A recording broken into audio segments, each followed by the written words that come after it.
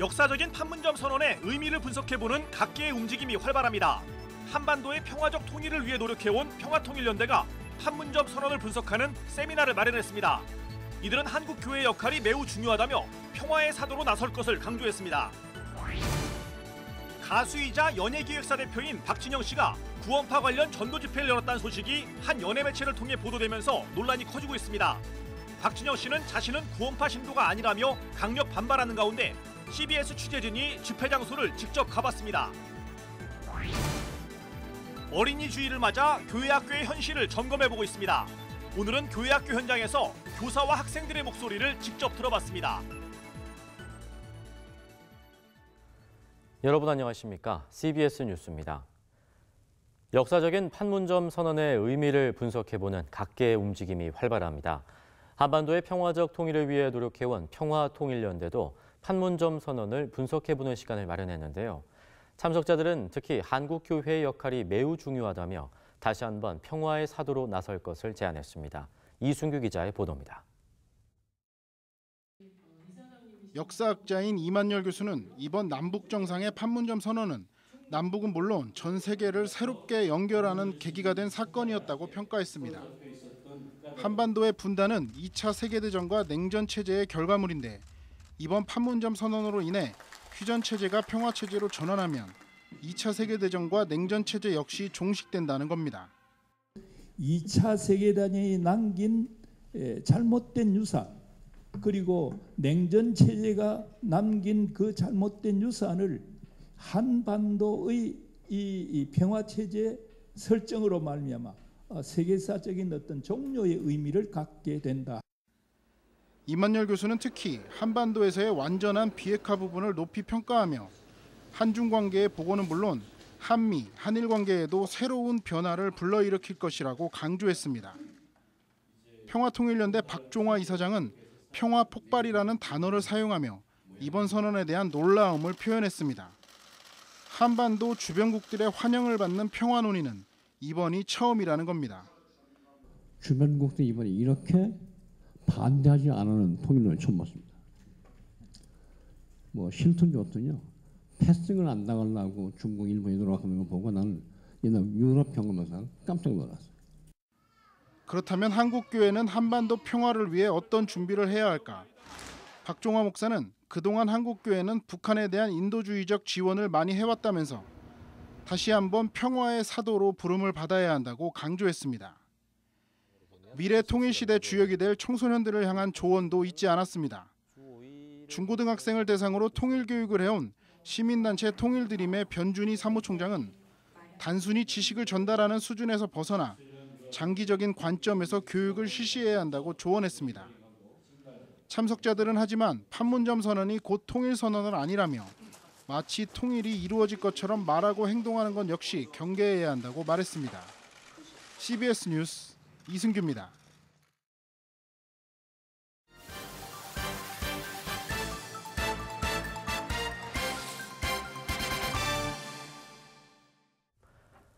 JYP 엔터테인먼트 대표 박진영 씨가 구원파 관련 전도 집회를 열었다는 소식이 한 연예 매체 단독 보도되면서 논란이 커지고 있습니다. 보도 직후 박진영 씨는 자신은 구원파 신도가 아니라며 이 내용을 보도한 매체에 대해 법적 책임을 물을 것이라고 반발하고 있습니다. CBS 취재진이 논란이 된 집회 장소에 다녀왔습니다. 송주열 기자의 보도입니다. 연예 전문 매체 디스패치는 2일 JYP 엔터테인먼트 대표 박진영 씨가 구원파로 알려진 기독교 복음침례회 전도 집회를 진행했다고 단독 보도했습니다. 디스패치는 박 씨의 육성 녹음과 사진을 이용해 간증 내용을 상세히 전했습니다. 유시알로도 진리를 알지 진리가 너희 자유가 그냥 순간적으로 자유를. 이 같은 소식이 알려지자 박진영과 구원파가 하루 종일 인터넷 포털 사이트 검색어 1위를 차지하기도 했습니다.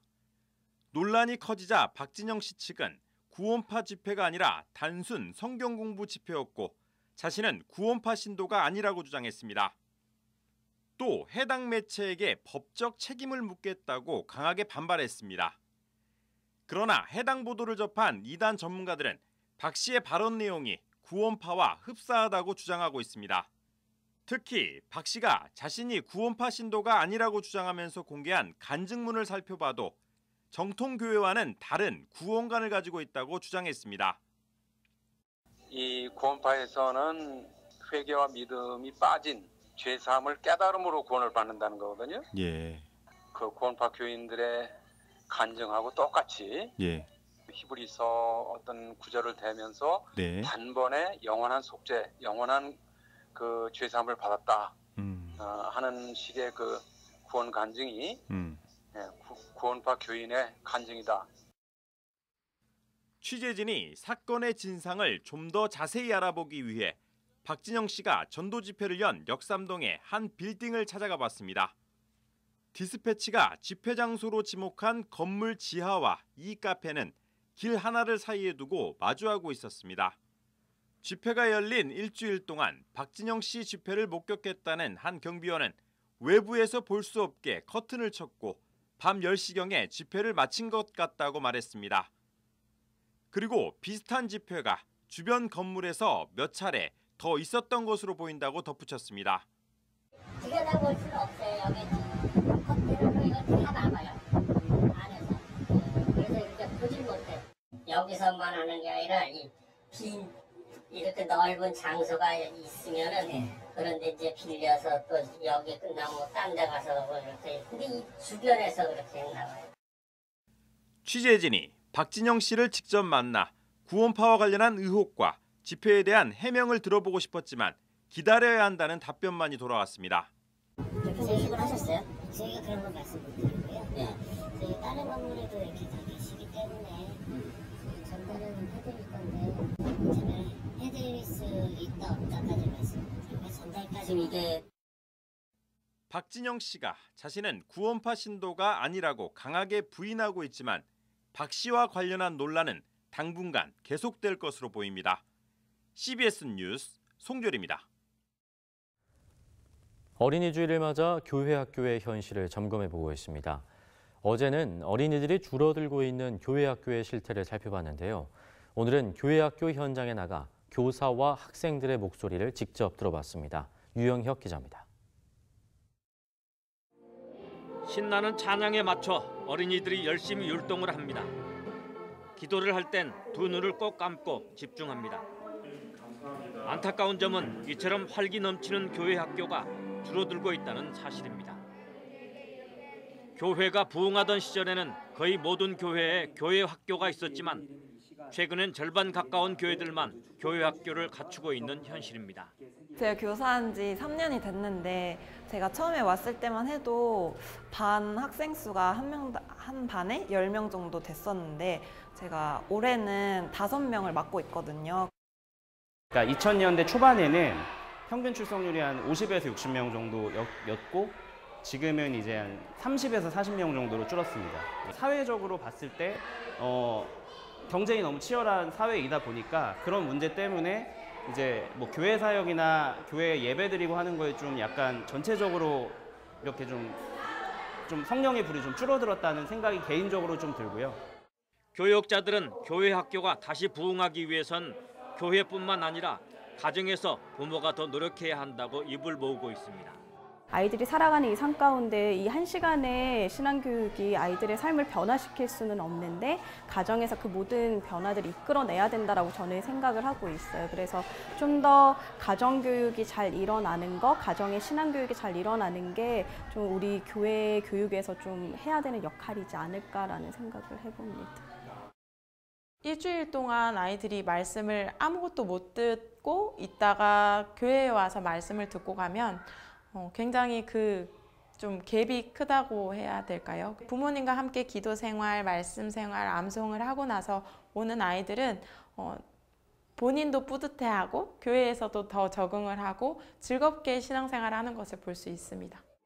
아이들은 조금 더 재미있고 직접 참여할 수 있는 활동이 교회 학교에 많아지길 원했습니다. 언니 오빠들은 잘 안 나와요. 친구들은 교회에 오면 무조건 조용히 해야 되고 기도하고 다녀야 된다고 알고 있는 애들도 있어요. 레크레이션 같은 거 자주 하고 친구 초청 잔치를 좀 더 자주 하면 좋겠어요. 많아요. 나온다 했는데 한 며칠 나오고 막 지겨워서 안 나온대요. 맨날 똑같은 거 하니까 즐겁대요.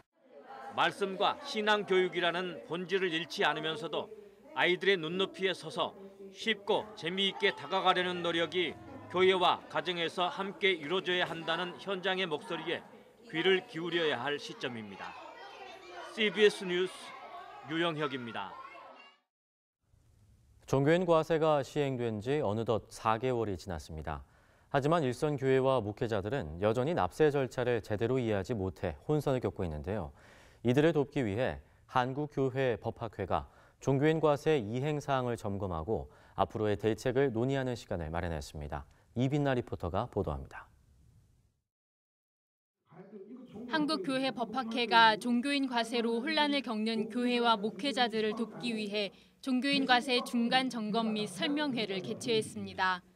발표자로 나선 한국교회법학회 서원재 회장은 많은 목회자들이 세금 신고 후 납부하게 되는 건강보험 때문에 걱정이 많은 걸로 안다며 칠대종단 대표자들과 기획재정부, 국세청 담당자가 참여하는 종교과세협의체에서 목회자는 교회 규모나 소득신고 분류에 관계없이 모두 건강보험 직장가입자로 가입할 수 있도록 조치해 목회자가 속한 종교단체에서 목회자 건강보험금의 절반을 부담하도록 결정했다고 밝혔습니다.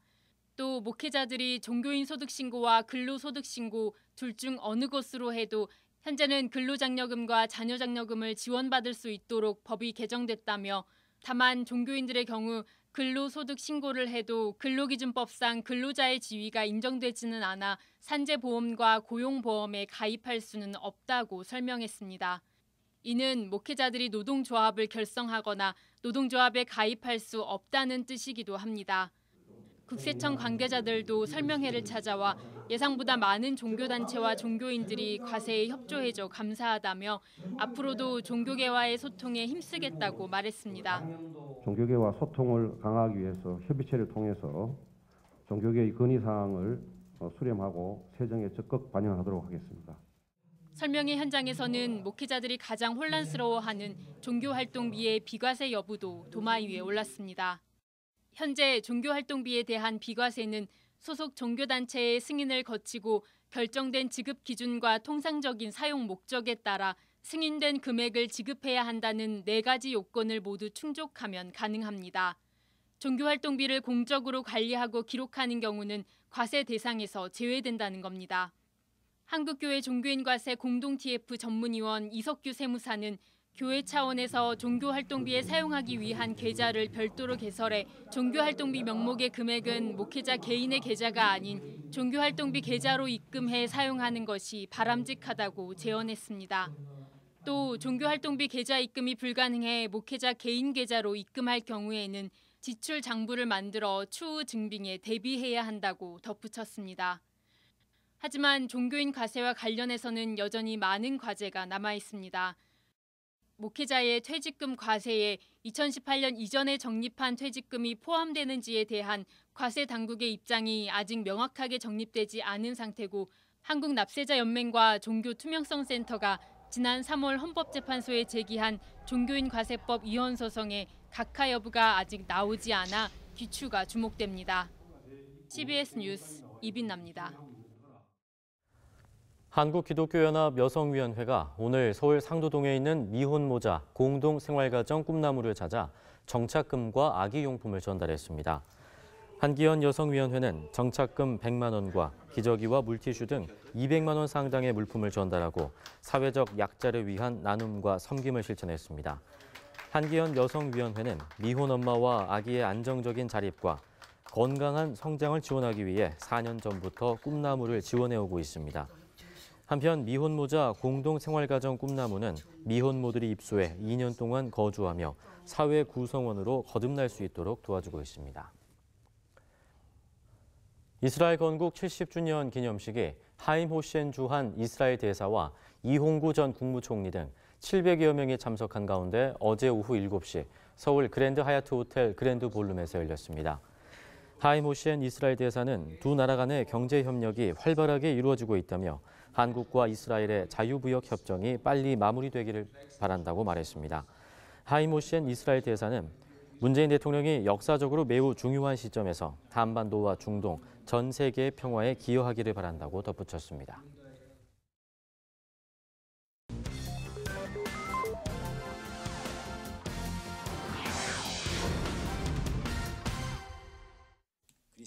이어서 간추린 지역 소식입니다. 진천군과 음성군 등 충북 도내 중부 4개 군의 기독교연합회가 목회자 체육대회를 열었습니다. 참석자들은 지역별로 팀을 구성해 축구와 족구, 농구 등의 경기로 화합의 시간을 가졌습니다. 부산 성시와 운동본부 다음 세대 전도축제 사역 박람회가 20여 개의 기관과 교회들이 참석한 가운데 열렸습니다. 이 기관과 단체들이 어떤 것들을 제공하고 있는지, 다른 교회가 어떻게 준비를 하고 있는지 이것들을 한번 살펴봄으로써 우리 교회에 적용도 하고 다른 기관에 대한 안목을 넓힐 수 있는 그런 계기가 되었다고 생각합니다. 세대는 한국교회의 희망입니다. 약 200여 교회가 참여를 해서 우리가 5만 명을 품고 1만 명을 초청해서 1000명을 결실하기를 기대하는 마음을 갖고 진행하고 있습니다. 충남 지역과 대전 지역 목회자들을 위한 조병호 박사의 통성경 세미나가 열렸습니다. 성경 통박사라 불리는 조병호 박사는 십자가의 복음은 어느 민족만 들어야 하는 것이 아니라 모든 민족이 들어야 하기 때문에 우리가 제대로 알고 십자가의 복음을 전해야 한다고 말했습니다.